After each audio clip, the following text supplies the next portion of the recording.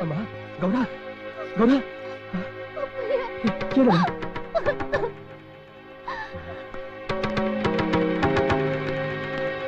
ಏಯ್ ನೀನೇನ್ ಮನುಷ್ಯನ ಮನುಷ್ಯ ರೂಪದಲ್ಲಿರೋ ಮೃಗಾನ ಯಾರ ನೀನು ನಾನ್ ಯಾರ ಮುಟ್ಟಿದ್ರೆ ಮಾಸಾಗ್ತಾಳೇನೋ ಅಂತ ಬೆಳೆಸಿರೋ ಈ ಚಿನ್ನದಂತ ಮಗಳ ತಂದೆ ಕಣೋ ನೋಡ್ರಿ ಅಕಸ್ಮಾತ್ ನಿಮ್ಮ ಮಗಳು ಮನೆಗೆ ಬಂದ್ಲು ಇಲ್ಲಿ ಸಲದ ಆಟಗಳು ಆಡಲು ಅದಕ್ಕೆ ಕೆನೆ ಹೊಡೆದು ಬಿಡದ ಇದಕ್ಕೆಲ್ಲ ಕಾರಣ ಯಾರು ಗೊತ್ತೇನು ಯಾರು ನಿಮ್ಮಪ್ಪ ನಮ್ಮಪ್ಪನ ಒಳ್ಳೆ ಕತೆಗಾರ ಕಣಯ್ಯ ಕತೆಗಾರ ಅಲ್ಲ ಕಣೋ ನಿನ್ ಜೀವನಕ್ಕೆ ಒಂದು ಆಧಾರ ಕೊಡಕ್ ಬಂದಿರೋ ನನ್ ಜೀವನಕ್ಕೆ ಆಧಾರ ಕೊಡೋದಿರ್ಲಿ ಮೊದಲು ಆತರ್ಗೆಟ್ ಕುಡಿತಾವಳಲ್ಲ ಇವಳಿಗೊಂದು ದಾರಿ ಮಾಡೋದ್ ನೋಡು ಏಯ್ ನೀನ್ ಯಾವನು ಅದನ್ನ ಹೇಳಕ್ಕೆ ನನ್ ಮಗಳು ಮೇಲದ ಮೇಲೆ ಕಾಲಿಟ್ರೆ ಕಾಲಲ್ಲಿ ನೋವಾಗುತ್ತೋ ಅಂತ ಹೇಳಿ ಅಂಗೈಯಲ್ಲಿ ಅರೆಗಿಣಿ ತರ ಸಾಕಿದೀನಿ ಗೊತ್ತೇನೋ ಇಷ್ಟೊಂದು ಪ್ರೀತಿ ಇರೋನು ಅವಳನ್ನ ಬೀದಿಗೆ ಬಿಟ್ಟೆ ಅವಳನ್ ಬೀದಿಗೆ ಬಿಡಕ್ಕೆ ನಿನ್ನಂಗೆ ತಂದೆ ತಾಯಿ ಇಲ್ಲದ ಅನಾಥೆ ಅಲ್ಲ ಕಣ ಅವಳು ಏಯ್ ನನಗ್ ತಾಯಿದ್ದೇ ಇರ್ಬೋದು ಆದ್ರೆ ಕಣ್ಣಲ್ಲಿ ಕಣ್ಣಿಟ್ಟು ಕಾಪಾಡ್ತಾರೆ ನಮ್ಮಪ್ಪ ಇನ್ನು ಗುಡ್ಕಲ್ಲಿದ್ದಂಗಿದ್ದಾರೆ ನಾನ್ಯಾಕೆ ಬೆವರ್ಸಿ ಆಗ್ಲಿ ಅಪ್ಪ ಯಾರೋ ನಿನ್ನ ಅಪ್ಪ ಅರೆ ನಾನೇನಪ್ಪ ನೀನೇ ಬಂದ ನಾನ್ ಯಾವಾಗ್ಲಾದ್ರೂ ಬರ್ಲಿ ಇವ್ ನಿನ್ ಸಾಕು ಮಗನ ಸ್ವಂತ ಮಗನ ಅನ್ನೋದನ್ನ ಮೊದಲು ಸ್ವಲ್ಪ ಹೇಳು ಅಪ್ಪ ಹೇಳಪ್ಪ ನಾನು ಯಾರು ಅಂತ ಯಾಕಪ್ಪ ಹೇಳಪ್ಪ ನಾನು ನಿನ್ ಮಗ ಅಂತ ಎಂತ ಕೆಲಸ ಮಾಡ್ಬಿಟ್ಟ ನೀನು ನಾನು ಎಂತ ಧರ್ಮ ಸಂಕಟಕ್ಕೆ ಸಿಕ್ಸ್ಬಿಟ್ಟೆ ಛೆ ಅಪ್ಪ ಹಾಗಾದ್ರೆ ನಾನು ನಿಮ್ ಸ್ವಂತ ಮಗ ಅಲ್ವಾ ಹುಟ್ಟದ ಕೂಡ್ಲೆ ಅಪ್ಪ ಅಮ್ಮ ಇಬ್ಬರನ್ನು ಚಟ್ಟಿ ಕೇಸ್ದಂತ ಕೆಟ್ಟಗಳಿಗೆ ಹುಟ್ಟೋದ್ ನೀನು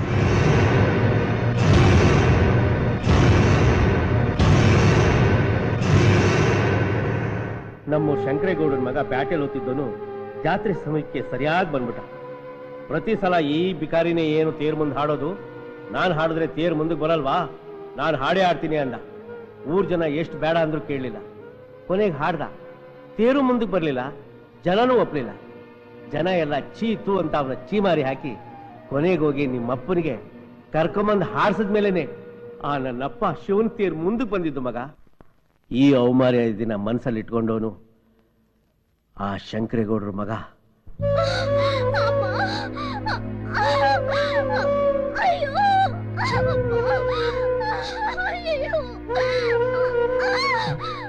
ಕಮಲಿ ಏನಾಗ್ತಿದೆ ನೋಡ್ತಿದ್ಯಾ ಹೆದರ್ಕೋಬೇಡ ಕಮ್ಮಿ ನಾನಿದ್ದೀನಿ ಆಸ್ಪತ್ರೆಗೆ ಹೋಗೋಣ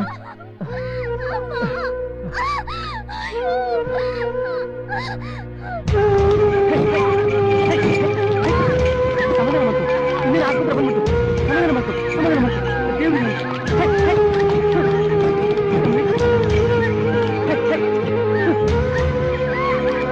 ಸಮಾಧಾನ ಮಾಡ್ಕೊ ದೇವ್ರಿದ್ದಾನೆ ನಮಗೆ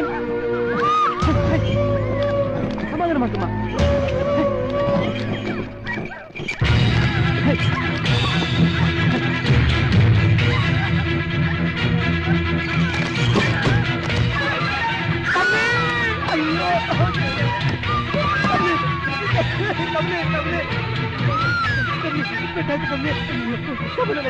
ದೇವರಿದ್ದಾರೆ ಸಮಾಧಾನ ಮಾಡ್ಕೊ ಕಮ್ಮಿ ಸಮಾಧಾನ ಮಾಡ್ಕೊ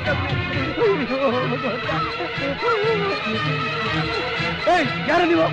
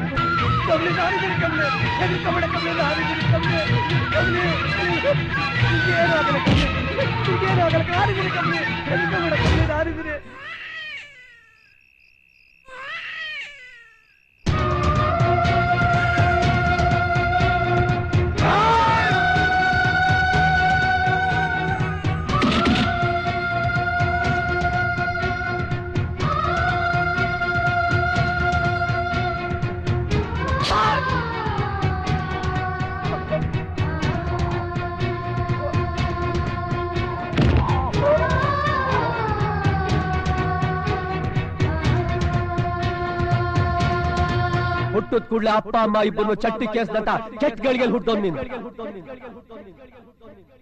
ನೀನ್ ದಮ್ಮಯ್ಯ ಅಂತೀನಿ ನೀನ್ ಏನ್ ಮಾಡ್ತೀಯೋ ಏನ್ ಬಿಡ್ತೀಯೋ ಅದ್ ನನಗೆ ಗೊತ್ತಿಲ್ಲ ನಿನ್ನ ಮಗಳನ್ನ ನನ್ನ ಮಗನ ಕೊಟ್ಟು ಮದುವೆ ಮಾಡ್ಬೇಕು ಅಷ್ಟೇ ನಾನು ನೀನ್ ಬೇಡ್ಕೊಳ್ಳೋದು.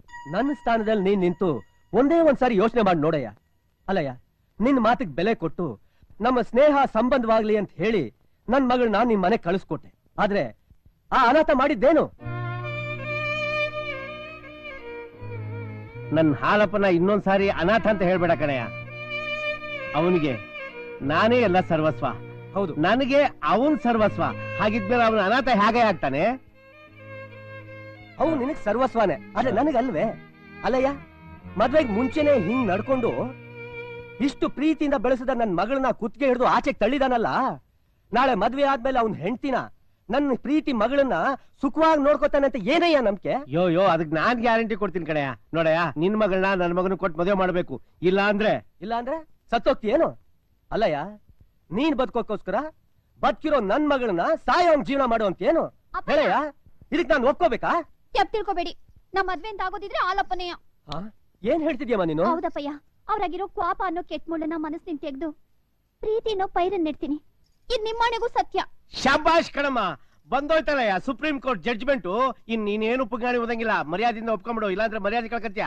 ಗೌರ, ನಿನ್ ಸುಖಕ್ಕೋಸ್ಕರನೇ ಇಷ್ಟೆಲ್ಲ ಮಾಡುದ್ನಮ್ಮ. ನಿನಗೆ ಈ ಮದ್ವೆ ಒಪ್ಪಿಗೆ ಅಂದ್ಮೇಲೆ ನಿನ್ ತೀರ್ಮಾನನೇ ನನ್ ತೀರ್ಮಾನ. ನೀನ್ ಗೆದ್ಬಿಟ್ಟೆ ಕಣ್ಲಾ, ನೀನ್ ಗೆದ್ಬಿಟ್ಟೆ. ಶಾಬಾಷ್ ಕಣವ, ನಾನು ಉಳಿಸ್ಕೊಂಬಿಟ್ಟೆ. ನಾನು ಉಳಿಸ್ಕೊಂಬಿಟ್ಟೆ.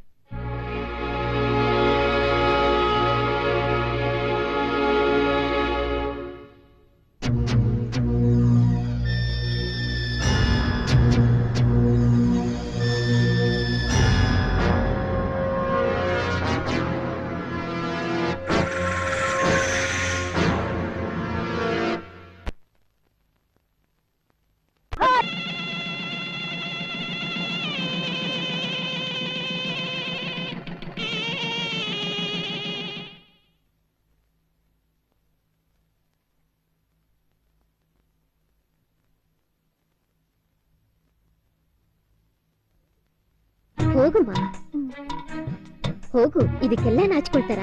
ಹೋಗು, ಧೈರ್ಯವಾಗಿ ಹೋಗು, ಏನೂ ಆಗಲ್ಲ. ಹೋಗು,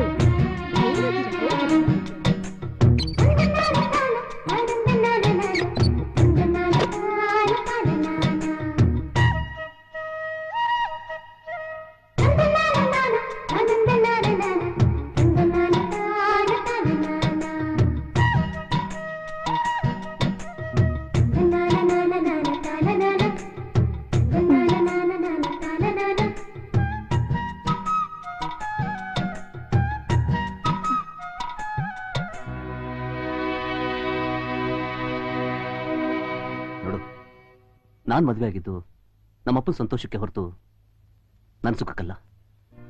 ಹೊರಗಡೆ ನೋಡೋರ್ ಕಣಿಗೆ ಗಂಡ ಹೆಂಡತಿ ಎಷ್ಟು ಚೆನ್ನಾಗಿದ್ದಾರೆ ಅನ್ನೋ ಥರ ನಾಟ್ಕಾಡ್ಬೇಕು. ಅವಳಿಗೆ ನೀನಲ್ಲೇ, ನಾನಿಲ್ಲೇ. ಈ ವಿಷಯ ಏನಾದ್ರೂ ನಮ್ಮ ಅಪ್ಪನ ಕಿವಿ ಬಿದ್ದರೆ ಅವತ್ತೇ ನಿನಗೆ ಮನೆ ಜಾಗ ಇಲ್ಲ.